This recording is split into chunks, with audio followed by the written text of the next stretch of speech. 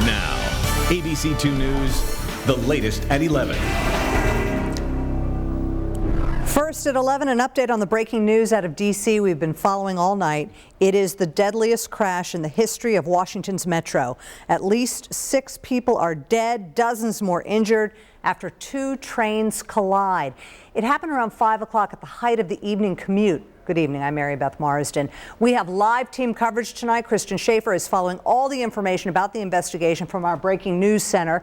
But let's get right off to Delia Gonsalves first. She is live in D.C. tonight, right near the scene of the crash. Delia, do they have everyone off the trains by now? They have everyone off the trains, but you can imagine crews are on those tracks researching and investigating further into what may have happened to cause this deadly and horrific accident. We're live in Northeast Washington tonight. Delia Gonsalves, ABC 2 News. Delia, thank you. Let's head now to ABC 2 News Breaking News Center with Christian Schaefer. Chris? Yeah, Mary Beth, you know, the red line is the busiest of the D.C. metro system's 5 separate lines. As Delia said, they're trying to figure out exactly how they're going to handle the morning commute tomorrow and possibly the evening commute as well. Those officials held a brief news conference tonight to release what little information they have so far. Yeah, those trains, each of them had 6 cars on them, and each of the cars holds 200 people. So all told, there could have been 2,400 people combined on those 2 trains. But the trains were heading southbound during the rush hour towards Washington, D.C., so they might not have been as full as they might have been during, say, a morning rush hour. Washington, D.C.'s mayor says the next news conference to release more information is scheduled for 8 o'clock tomorrow morning. We're live at the Breaking News Desk. Christian Schaefer, ABC 2 News. Thanks, Chris. And as we've said, this is the deadliest metro train accident since the lines opened back in 1976. Here are the most recent accidents. 16 people were injured in a derailment in January of 2007. In November of 2004, 20 were hurt when a train rolled backwards, hitting another train. During the blizzard of '96, a metro operator was killed when a train failed to come to a complete stop on the snow-covered tracks. And before today, the deadliest accident came in January of 1982. A derailment killed 3 people and injured 25. Stay with ABC 2 News for the very latest on this story. Our on-air coverage picks up with Good Morning Maryland beginning at 5 a.m. And Good Morning America will have more when they get going at 7 a.m. And of course, you can always go to abc2news.com anytime. Now to the other big story we've been covering all day. A prominent Baltimore City developer with romantic ties to Mayor Sheila Dixon has pleaded guilty to conspiracy.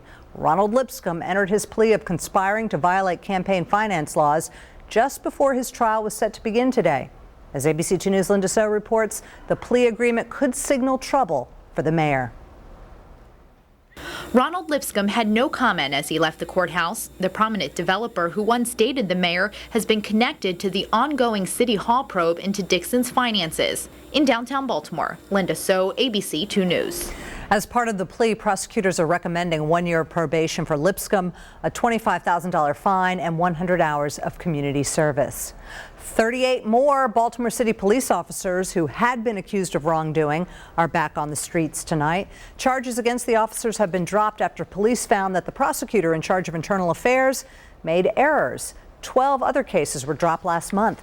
That prosecutor, Joanne Woodson Branch, was fired earlier this year after police say she changed the dates on cases so she could try them even though the statute of limitations had expired. These cases, if they are beyond the statute of limitations, they're doing the right thing by just dropping them outright, because it just would have created more time and work in the future. And I just think we need to go back to the drawing board. Also tonight, the police department has settled a multi-million-dollar race discrimination case. One requirement of that deal is for the city to hire a consultant to monitor internal affairs for 3 years.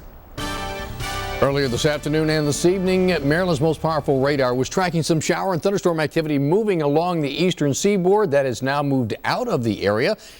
Pretty nice evening going on in the Baltimore area. For tonight, the overnight forecast, partly cloudy, very seasonable temperatures. Look for an overnight low of 66 degrees. Tomorrow, well, you're going to know it's summertime as the heat and humidity start rolling back into Baltimore. The complete forecast coming up in a couple of minutes. A Howard County violin instructor tonight faces more than a dozen counts of sexual abuse. This after an Ellicott City mother says the teacher assaulted her 11-year-old daughter during a private lesson. 67-year-old Ming Yo Lang faces 16 counts of sexual assault against one of his students. Police say he assaulted the girl while her mother was right there. The charging documents show that Lang told the girl it would make her perform better and is accused of doing it twice per session. The mother also reported to us that she was present at the time of these lessons but had an obstructed view. At this point, our goal really is to identify other possible victims of this man, and we think that it's very likely that there are others. Lang is free on bond tonight. Police are trying to determine, as you heard, if there are any more victims. Anyone with information that may help them is asked to call 410-313-3200. And police in Anne Arundel County need your help finding a registered child sex offender. His name is David Leroy McGee. Police say the 55-year-old has not been living at his last known address on Old Mill Bottom Road in Annapolis. They also say he hasn't registered under a new address. If you know where McGee is living or how police can contact him, you are urged to call the Sexual Offender Registry Squad at 410-222-3566. The latest now on that deadly drag racing crash over the weekend. The driver of a car that struck and killed a young couple remains in critical condition tonight. Police say Daniel Rayburn was leaving the scene when he caused a chain reaction crash that killed 21-year-old Mary Catherine Abernathy of Columbia and Jonathan Henderson of La Plata. The crash happened just west of the park and ride on Interstate 70, where neighbors say they've been pleading with police for years to stop the illegal street racing. This is I-70. It's a dead end. People are coming off of 695 and I-70 at a high rate of speed. They arrest everybody for going over 10 miles per hour. They can do that as a revenue source, but they can't take care of a deadly situation. We don't get it. The crash is still under investigation, and police have not yet determined whether the driver was racing or just leaving the area. A third person hurt in the crash, Paul Duffy of Elkridge, has been treated and released. And this story has been very popular on our website. A number of you have been leaving comments and messages as well. If you'd like to see what people are saying or leave a comment of your own after the newscast, just head to abc2news.com. Well, we have big news to pass along tonight from reality TV's most talked about couple. That's ahead. Plus, while First Lady Michelle Obama's husband is busy earning his paycheck, she's busy getting her hands dirty free of charge, and she wants you to help. Our 2-degree guarantee for today was 83 degrees. The high as of 5 o'clock was 83.